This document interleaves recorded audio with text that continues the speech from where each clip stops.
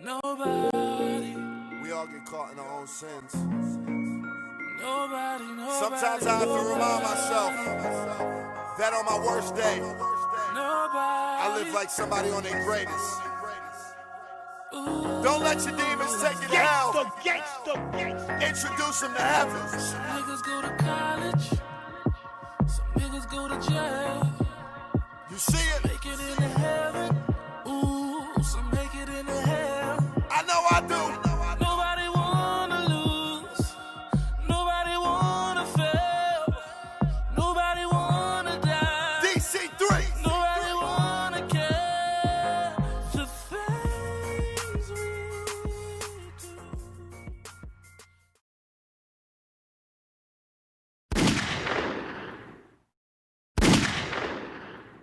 do. Age, where you from?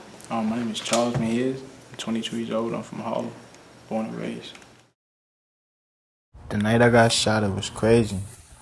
I got caught slipping. I was drunk, doing things I wasn't supposed to, hanging with people I wasn't supposed to be hanging with. And things just happened, like, my past just started to catch up to me. All the dirt I done put out, like, it just started to come back to me.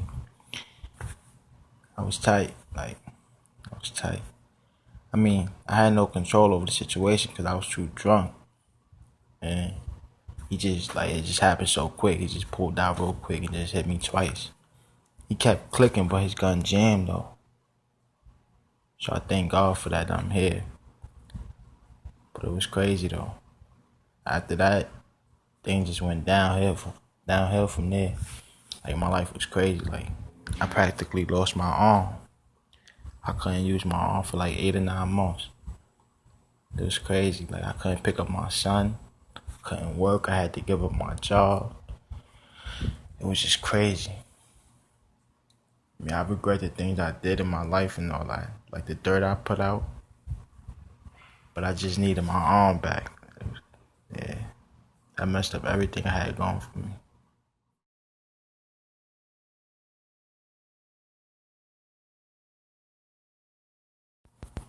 Aiden, Stephen, Daniel, Mejias. How can I explain my baby?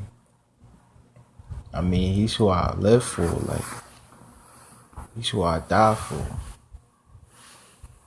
Like, that's me. That's all of me. Like, he look like me, act like me. It's crazy.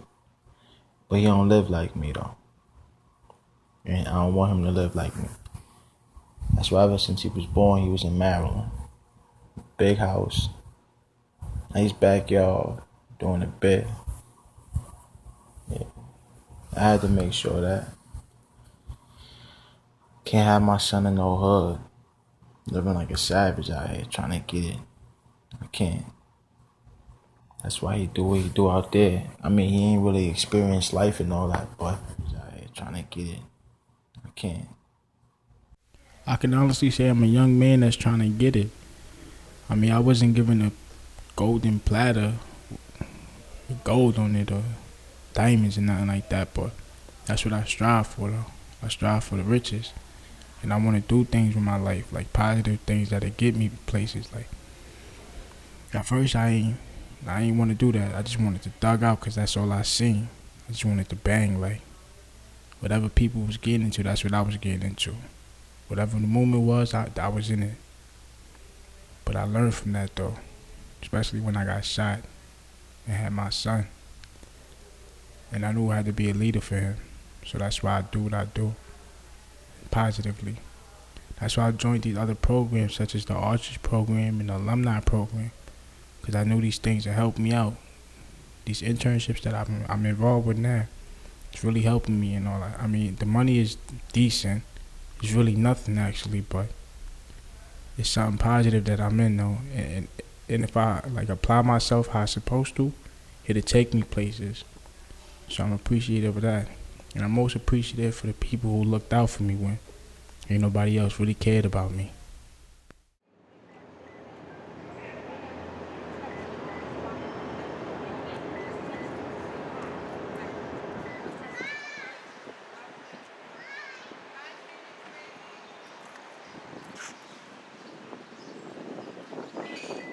I actually live in the Bronx on Simpson Street. I grew up on Hunts Point and Seneca Avenue. I actually grew up with my grandmother, my two sisters and brothers. We had 3-bedroom apartments, so me and my brother shared the bedroom, while my two sisters shared their own bedrooms. Because my father was locked up and my mother wasn't stable enough to basically take care of us, so my grandmother got custody and pretty much took care of us until we got 18, 17. As I got older, I started hanging out with the wrong people, and I was going to school in Staten Island, and pretty much everything went downhill from there. At that age, I thought it was kind of cool to hang out with kids that was known, that everybody knew, but they had bad reputation. I thought at that time, it was like, you know what, I just moved out here, so let me try to fit in and be cool. But that turned out to a bad day, because by me hanging out with them, things started to happen that was bad, and I got caught up for the fact that I was with them. So I didn't want to sit there and point the finger at anybody or tell, so I just basically kept my mouth shut. Pretty much as by me keeping my mouth shut, I got into a lot of trouble because I was told not to like tell on people. So as that happened, I got arrested for something that I didn't do. I was just with them, and they basically told the police that I was involved with it. So when they asked me what happened, I didn't want to say anything. So I just kept my mouth shut and basically got incarcerated with the people that I was with. It wasn't that long. I say about 5-6 months. And as we got out, they basically gave us probation for it, but it was either between probation or jail upstate. So by it being the first time charge, I took probation because I wanted to have freedom. Honestly, at first it was kind of bad, because by me getting out, it was kind of hard to get back into the working field for the fact that that was on my record. So at first, I say by like the first couple of months, it was kind of going downhill. But as the next year came, 2013, I believe, I just started to do things productive, like join internships, participate in different activities for the streets, and pretty much do things that was going to keep me out of trouble. And I just basically stayed away from the people I used to hang out with. I felt like they was up to no good.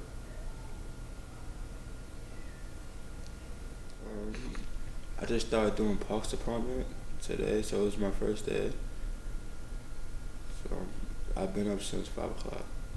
I've been lost for like 2 hours in Brooklyn trying to find a park. So I had a long day today. So I was there cleaning all day today.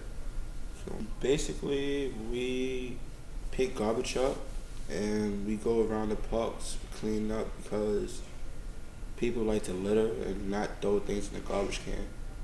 And the garbage can be like 5 steps away. So people choose to just be nasty and throw stuff on the floor. So we the people that come and clean up, so it could be a healthy, safe park. My father used to tell me when I was growing up, he told me when I have my first child, I want you to be a better father than me. And I kind of got what he was talking about once I had my son. I want my son to have a better life than me. I want him to stay in school, get a job, one day have his own family, and do right. I had planned on stopping him from getting arrested, but I can't sit there and honestly say I could have stopped him from doing it.